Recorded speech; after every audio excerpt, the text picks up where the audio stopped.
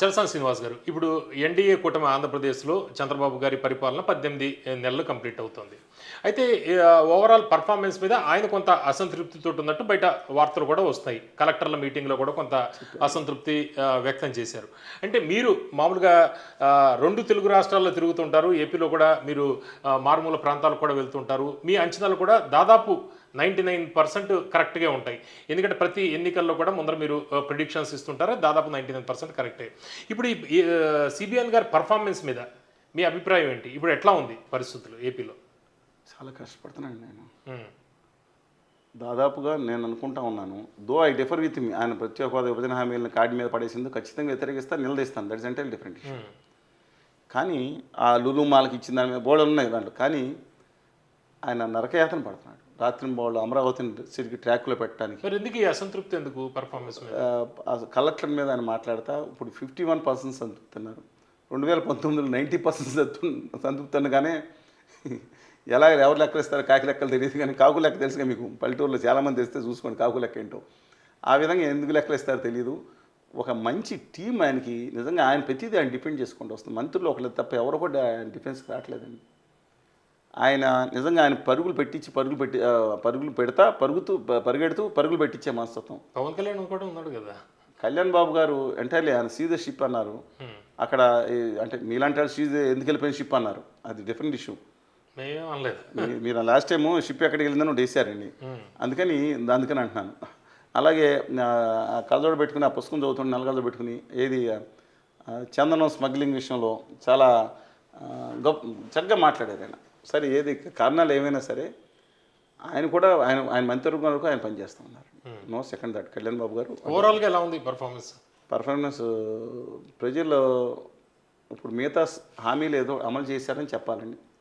అది 90% ఇచ్చింది, 100% ఇచ్చింది. కానీ ఎక్సెప్ట్ 18,000 అంటే 1,500 మహిళలు సూపర్ 6లో మహిళలు తప్ప మిగతా అన్ని నిజంగా ఎక్స్పెక్టేషన్ ఫస్ట్ అంతకుమించి ఎక్కడున్నాడు ఆయనకి కేశవ్ గారు ఎక్కడి నుంచి డబ్బులు తీసుకొచ్చారు. మొదటి సంవత్సరం వచ్చి రాగానే 4,000 రూపాయలు పెన్షన్ చేయకుండా, అదే తెలంగాణలో అండి కేసీఆర్ ఫస్ట్ 2,000 ఇంతవరకు రూపాయి పెరగలేదు.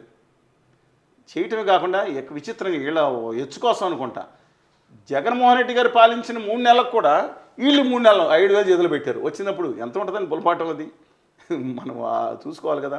ఇవాళ మాత్రం పరిస్థితి ఆంధ్రప్రదేశ్ ఆర్థిక పరిస్థితి విషమ పరిస్థితిలోకి వెళ్ళిపోయేట్టు కనపడుతున్నారు.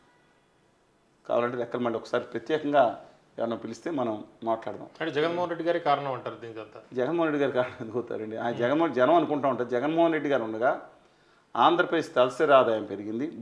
డిస్పైట్ కోవిడ్లో ఎక్స్పోర్ట్స్ బేస్ ఎక్స్పోర్ట్ 91,000 ఉంటే 1,60,000 కూడా చేరుకున్నాయి. దానికి చంద్రబాబు నాయుడు గారు అంటే ఆయన ఉండగా ఇది దేనంటే అక్వా అని అనుకుంటారు. కిరణ్ మోహన్ రెడ్డి గారు వాళ్ళు చెప్పుకుంటారు, డిఫరెంట్ ఇష్యూ. కానీ కక్షాదింపు చేసి టాపిక్ డైవర్ట్ అయిపోవటం వల్ల ఆయన ఎందుకనో ఆ మాయలో పడిపోవటం వల్ల వాళ్ళ నాన్నగారి యొక్క మంచి దాని క్వాలిటీస్ని పూర్తిగా అలవలుచుకుపోవటం ఆయన తప్పుదారి పెట్టారు. అందుకని సీట్లు ఇచ్చారు. నేను మిగతా నమ్మను. కానీ వాళ్ళు చంద్రబాబు నాయుడు గారి విషయంలో మంత్రుల విషయంలో భయంకర వస్తుంది. నేను అంటలేదు. ఎమ్మెల్యేల విషయంలో ఇక ఆ రోజు జగన్ గారి హయాంలో దోసుకున్నప్పుడు మనం దోసుకుంటే ఏంటి దెబ్బలని మొదలు అందరూ అనట్లేదండి. నేను అనలేదు. వాళ్ళు అధికార ప్రతినిధి అన్నారు, తప్పించినట్టున్నారు. అందువల్ల అది అమలు అవటంలో చాలా ఇబ్బందికరమైన ఉంది. ముఖ్యంగా కార్యకర్తలు ఇబ్బంది పడుతున్నారు. అమరావతి మొదటి ఫేజ్ రైతులు ఇబ్బంది పడుతున్నారు. Something is missing somewhere. కానీ పాలన ఆయన చేతిలో పరుగులు పెడతాను, కానీ కింద అంతా కూడా కమర్షియల్ యాక్టివిటీస్ అంతా లోకేష్ గారు చూస్తున్నట్టున్నారు. చంద్రబాబు నాయుడు గారిలో మౌలికమైన మార్పు గమనించానండి. ఎంతో ముందు కంటే కొంచెం ఆయనలో మాట నిలబెట్టుకునే తత్వం, తర్వాత ఒక జవాబుదారీతత్వం, ఒక అఫెక్షనేట్ తత్వం కొంచెం పెరిగింది. సైకలాజికల్ విశ్లేషకులు చెప్పాలి ఎందుకంటున్నానంటే ఇప్పుడు ఆ బాలకోటయ్య గారు ఉన్నారు, లేకపోతే ఇంకొకళ్ళు నాయుడు గారు ఉన్నారు. ఎవరన్నా మాట ఇచ్చిన ప్రకారం కష్టమైన సుఖమైన ఇచ్చేస్తున్నారు పదవులు ఒక 10-20%కి. కార్యకర్తల విషయంలో మాత్రం కింద చూసుకోవాల్సిన లోకేష్ గారు దాని మీద పూర్తిగా కాన్సన్ట్రేషన్ చేయట్లేదు. ఎందుకని ఆయన కొత్త అడ్వైస్ సానా సతీష్ గారు, తర్వాత ఇంకా రాజేష్ గారు చాలామంది ఉంటున్నారు. స్పెషల్ అడ్వైస్ వచ్చినట్టున్నారు. ఆయన కమర్షియల్ అడ్వైస్ బాగున్నారు. ఇప్పుడు అన్అఫిషియల్ ఉండొచ్చు. బట్ పరిపాలనలో మాత్రం మైనస్ కనపడతా ఉంది. కారణం లోకేష్ అంటారు మీరు? లోకేష్ గారి అంటే డీకి ఇప్పుడు జగన్మోహన్ రెడ్డి గారి డి అంటే ఈయన డి అంటున్నారు. ఆ విషయంలో కానీ హేళన చెక్కిన శిల్పం లోకేష్ గారండి. పప్పు అన్నాయని వాళ్ళు దమ్ముగా నిలబడ్డారు, దట్ ఇస్ డిఫరెంట్ ఇష్యూ. కానీ అడ్మినిస్ట్రేషన్ విషయంలో మాత్రం ఒక చంద్రబాబు నాయుడు గారి సరళిలో 1996 నుంచి 2001 వరకు ఆయన అద్భుతమైన పనితీరు, చంద్రబాబు నభుతో అభిషేకండి ఆ రోజు. నిజంగా చెప్తున్నా, ఇవాళ మెడికల్ కాలేజ్ విషయంలో డిజాస్టర్గా ఫెయిల్ అయిపోయింది సోషల్ మీడియా, తెలుగుదేశం పార్టీ డిజాస్టర్గా ఫెయిల్ అయింది. ఎక్సెప్ట్ 2-3 తప్ప డిజాస్టర్గా ఫెయిల్ అయ్యారు. నిజమండి. అంటే వీళ్ళకి ఎప్పుడన్నా ఏ పార్టీ కన్నా అండి అన్ని దారిద్ర్యాలు ఉండదు, వస్తు కనుక వాహన దారిద్ర్యం ఉండదు, భావదారిద్ర్యం ఉండకూడదు అంటారు. నేను సీరియస్ చెప్తాను. అందువల్ల వాళ్ళు డిఫెండ్ చేసుకుంటూ ఫెయిల్ అవుతున్నారు, డిఫరెంట్ ఇష్యూ. కానీ ప్రజల్లో మాత్రం ఒక అసంతృప్తి ఉంది.